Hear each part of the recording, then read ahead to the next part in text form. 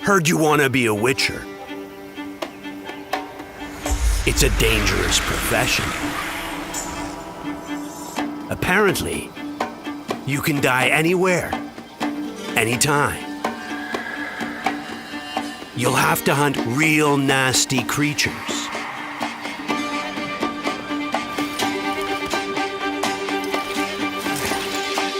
Take potions that change your perception.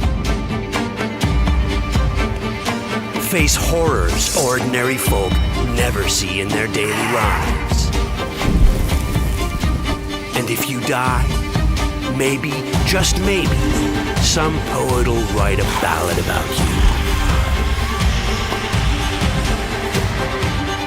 This is your hunt, and it begins now.